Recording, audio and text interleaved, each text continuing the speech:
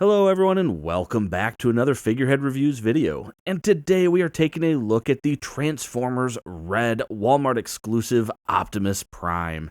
Here we can see Optimus Prime displayed in the front window. About halfway down we see some artwork there of Optimus. Then we get his name at the very bottom. We also have a notice at the very bottom informing us that this is a non-converting figure. This Transformer doesn't transform. On the side we do see all the accessories displayed that come with Optimus Prime. On the back, we get some just shots of the figure there, no read-up or anything like that. On the very bottom, we do have the UPC code, so you can check with your local Walmart to see if they have this in stock. But enough about that, let's get this open and take a look at Optimus Prime. And here is Optimus outside of his packaging. And of course, the first thing anyone would say is, what's the point of having a non-transforming Transformer figure? And I would argue that the benefit would be that you can focus on articulation and sculpt work without having to worry about where you're going to put the kibble and things like that and the overall engineering of the figure. Using kind of the War for Cybertron figures as a model, though, those have good articulation. The kibble, for the most part, doesn't seem to be too bad on the reviews I've seen, and the price point is about the same. So what are the advantages to the R.E.D. series? And we'll go over it when I do the closer looks, but I fear that there may not be as many advantages as I hoped, because I definitely had some high hopes for this line, but I have my doubts about it. Now, Hasbro did include some pretty cool accessories, though, for Optimus. Starting first here, a pair of fisted hands, followed by a pair of matching open gesture hands. And then for the right hand only, you are going to get a gripping hand, which is going to be perfect for holding Optimus's blaster. And you can see that it fits nicely in there. Good grip, and you even have the spot for the trigger finger. And then the blaster itself turned out pretty good. No real complaints there. Very simple design, but very reminiscent of what we would see in the cartoon. And just in case you are wondering, the blaster actually scales pretty decently with something like your Marvel Legends. So for example, here's a Hydra Trooper holding the blaster, and it does actually scale pretty decent. So if you wanted to have a Marvel Legends character holding it, you could. And for the right hand, you will get this pointing sculpt as well, and that's pretty cool for when he's leading a charge into battle there with the Autobots. And you also get the Energon axe that we saw in the second episode of G1, and then you'd never see it again in the original series. But if you do have it popped out a little bit, you actually have a hinge on it as well, so you can move it up and down. If you push it in all the way, it does look better, but you won't get that hinge. It'll just come straight out. And of course, though, you can rotate there and move it around if you wish. And then we are also going to get this mini matrix of leadership where you can see the sculpt is decent, but on one side the paint not so much. But if we flip it over, the paint there came out okay. It's the same sculpt on either side. But then another cool feature is you can load it up into Optimus's chest cavity there, shut the front, and then you can see the matrix of leadership inside, and that is really cool. Now, when standing straight up, Optimus Prime is coming in at 6 inches tall, which makes him about 15.2 centimeters, and scaling is definitely one of my concerns with this line. Here's Optimus standing next to a Hydra Trooper, which is a standard Marvel Legends Bucky cap mold, and you can see that the Hydra Trooper is standing taller than Optimus, and that concerns me when you have a line with such varying heights between characters. Bumblebee, for example, what's he going to scale like? He's going to be really small, and being a $20 figure, I don't know, that's not very cool. But anyway, let's go ahead and take a look at the sculpt and paint here on Optimus Prime.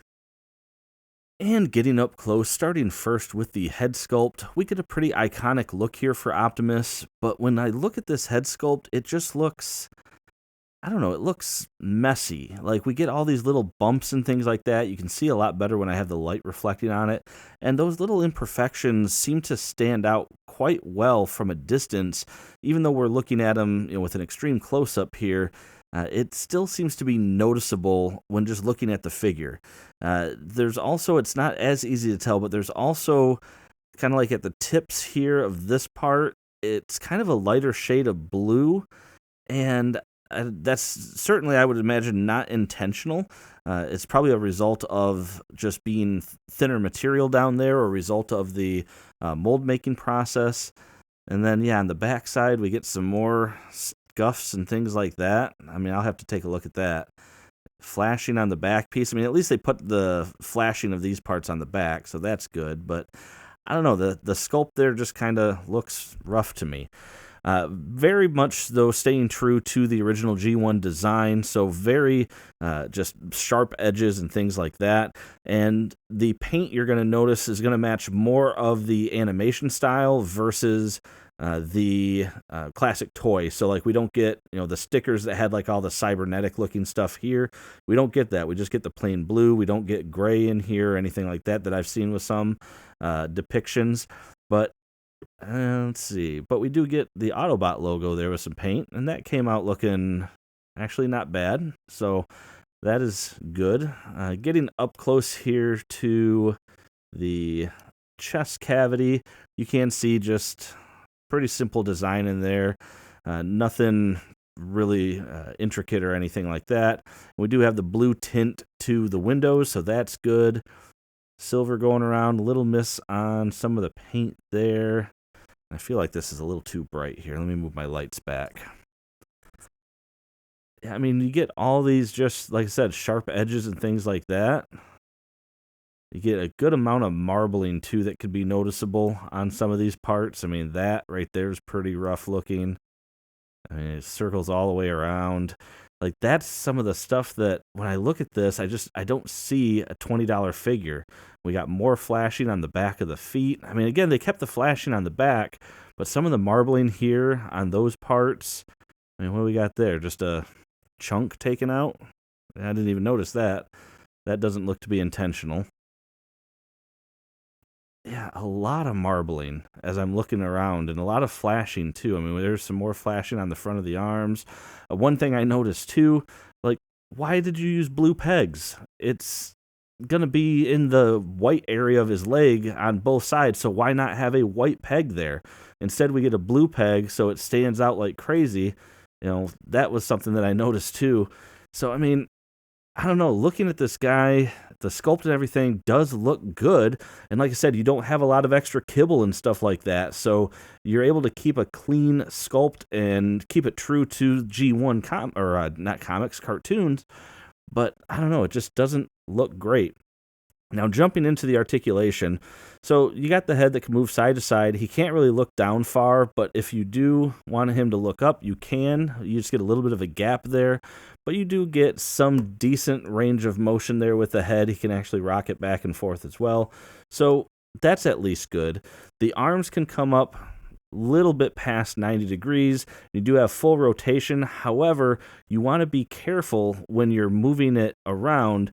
The square portion of his arms, and I'll see if I can get a close-up here, I've had it rubbing up against and hitting, right, like there. You can see it's going to actually rub up on it, and that's not a crazy pose. I mean, that was like a blaster pose, so you got to be real careful. I mean, it's going to happen. I don't think you're going to be able to avoid the plastic on plastic, so that is real unfortunate. You do have a bicep swivel, and then again, you have to be, I guess it's not as big a deal because this is a relatively soft-ish material, but again, there you go, it's hitting it. So every time you're going to hit that and have to rotate around. So that's frustrating. He does only have single jointed elbows, so you get about 90 degrees out of that. All the hands do have, of course, rotation and a hinge, but you'll notice you can't really utilize the hinge on any of the hands and the axe as well. What you have to do is basically when you're pulling the hand out, it's going to have a second level. Oh man, there we go. And you'll feel it click, so it sticks out a bit further, but then you can have full utilization of the hinge, and it's not terrible looking. So having it stick out isn't bad, except for when it's kind of like that, you can really see a lot of the exposed ball joint. So you can click it in if you want to, just to get a straighter connection there, and you can kind of see the difference of how it looks. I think that does look better, but of course, if I'm hinging this out, it'll be fine. You won't really notice what's going on with it. We don't get any kind of ab crunch, which is not entirely surprising, but I would think that you could have done something with the grill there, but I mean, I guess I do get it. He is really deep, I guess is the right word there. So you don't get any kind of articulation for that. You do, of course, get side to side here at the waist, full rotation, no problem there. Legs come apart about that far. Kicks forward a little bit, but he is going to hit down there. Kicks backwards a little bit as well. He does have a upper thigh cut, and again, bummer. You can't really avoid this, though, but it really breaks up the sculpt. And when he has a square leg, I mean, like I said, you can't really avoid that if you're going to put it in there. So not sure how you would do that better. He does have double jointed legs, and that can go all the way in, so that is pretty crazy. And then, or double jointed knees, I mean. No type of articulation down here, but you do have some rotation at the leg. Or I'm sorry, you have a little bit of up and down motion, little bit of pivot, not really any rotation. It can move a little bit. And then just as a last piece, because these legs are so heavy, very loose leg joints. If I just kind of even barely tap it, there they go. So that is one huge downside, is that these bottom portions of the legs are very heavy, making it very difficult in some cases to have some more dynamic posing going on. But of course, the other articulation issues also make it a bit tough. And that is going to do it for this review, everyone. So overall, my final thoughts on this are, I really like the idea, and actually, I have no problem with the non-transforming transformer concept if the idea was, though, that we were going to have a figure that was executed on a higher level for things like the articulation and things like that, and I don't see it here. The scaling is definitely one of my biggest concerns with this line. For a line that has so many different heights of characters, so I mentioned Bumblebee earlier, at least I think I did, but they are coming out with a Bumblebee figure. If they make Bumblebee the same size, then that's already throwing things off. And if they don't make him the same size, you're paying $20 for, a 3 or 4 inch figure that is not going to seem like much value. The articulation, it's okay. Like, this is actually a pretty cool pose here, I think, with the blaster, but you can't have him, for example, holding the blaster and then bringing like this arm underneath to have him sort of standing in a ready pose or something like that. Like, I get it. It's very hard to do something like butterfly joints in a figure like this, but again, if the articulation isn't better than what I can get with a regular transformer for the price, and the scaling is certainly better with the actual transforming transformers, this line strikes me as just an oddity, I guess. I think they can do better, and I hope that they do. I do think it's cool. My intentions are to primarily collect the G1 versions of these figures. I'm not worried about the Beast Wars versions or Prime or Energon or anything like that if they work on those. So I guess we'll see whether or not they improve here. And I hope that they do, because I do think it's a cool idea. But the execution on this, if you're a Transformers fan, I feel like you're probably skipping this because you probably already have several better Optimus Prime figures. But as I said, that is it for this review. Make sure to hit that like button, subscribe for more content just like this, and as always, thanks for watching my videos, and have a great day.